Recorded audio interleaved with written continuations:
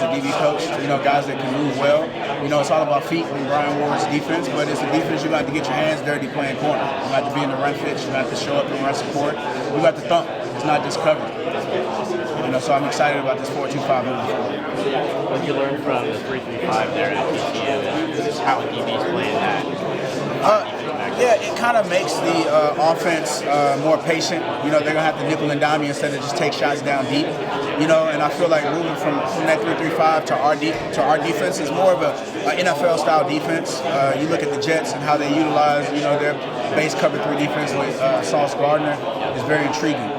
So for guys like Rowe, guys like Isaiah, guys like Ed Woods, they should be very excited to play in this defense moving forward. You kind of see Rowe or Ed playing that Sauce Gardner role where you might give them a little bit more slack on whether they're so first we're going to just install the defense, make sure everybody understands it, and then we're going to make adjustments depending on how tailor-make our skill sets. If we have a guy that can lock down one side of the field, and that'll definitely benefit us moving forward. So just eager to get our hands on these guys, the next few weeks as we get in the spring. How important is that nickel piece? Because we're seeing, to counter spread more and more teams in nickel defense, and that's opening up areas to run the ball. And if you want to play nickel defense, you better have a nickel cornerback that can tackle. Exactly. And I would say for all of our defense, that's something that we're going to pride ourselves on, finding guys that like to tackle, that like to put their nose in.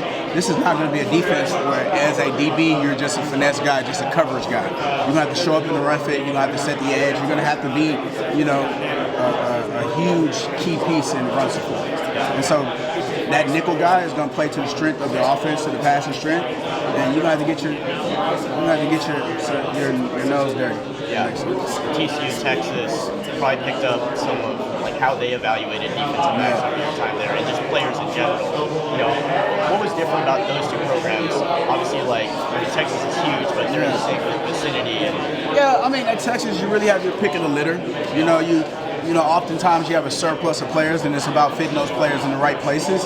Versus TCU, you get a different type of athlete. At Texas, you get the kid that puts the hat on and says, for the next 3 years, Texas, Alabama, Georgia. The kid that goes to TCU understands that he's going to probably have to delay some gratification. He might not play as a freshman. He might not have to, gain 20 pounds. He might have to gain 30 pounds. So you get guys that are going to have, 4 to 5 years.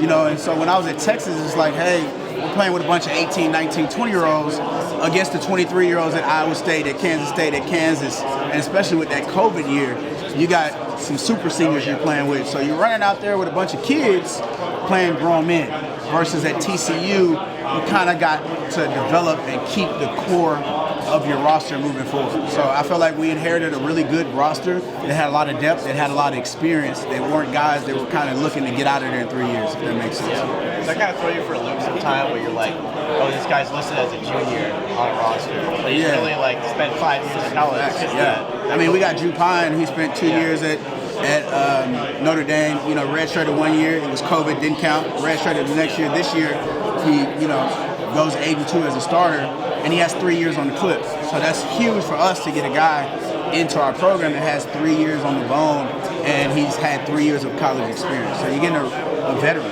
really. You're getting a guy that should be a senior. It's actually a sophomore that has two more years on the. Yeah, I was thinking they should probably just go away from traditional terminology and just start using numbers for how many years a guy's True. Yeah, true. But you got to do your homework and look at those bios now. Yeah. But until we get out of the COVID era, that's what we're dealing with. That's how it's going to be. We're dealing with guys who are like, I'm a sophomore, and he's been in college for 4 years. Yeah. So where do you see Arizona State, both their experience at TCU and Texas, as being able to land those types of athletes and attract the players that you want to be in your program? Yeah, so I'm not a guy that kind of chases stars, because nowadays the stars change every 2 weeks, the rankings switch. So I'm really just trying to identify really good football players and bring really good football players to Arizona State, and then hopefully, the rankings will fall where they are. But I'm really key on my evaluation outside of what a website says. So in my past, I've got kids committed that were 3 stars, and then you look up on signing day, they got 5 stars. So you really can't get caught up into what the metrics on the online ranking site say. You're obviously exposed to Garrett Riley over at TCU and some of his offensive schemes. When you were at practice or looking at it on game film, what were kind of the intricacies of that that you can maybe like bring over here from your experience? Yeah, so I mean, it was an air raid offense. You know, kind of split the field up in half. You'd have a concept on one side, and then you would tag plays on the left side. Being in the air raid before in the past when I was at USC versus Garrett Riley's offense at TCU was a lot more. It was a lot more concepts than the air raid that I learned. So even watching Garrett Riley game plan, you got to be really disciplined playing that defense because they're gonna find the weaknesses of your defense and exploit Air it. raid attack space. Yeah, they're trying to find the weakness. and then having a dual threat guy kind of created another element of what you had to look for. But I feel like it's definitely going to prepare me because, I mean, obviously that offense is very similar to what USC runs. So hopefully I can bring some of, my knowledge of what they did at TCU that'll help us, self-scout, USC moving forward.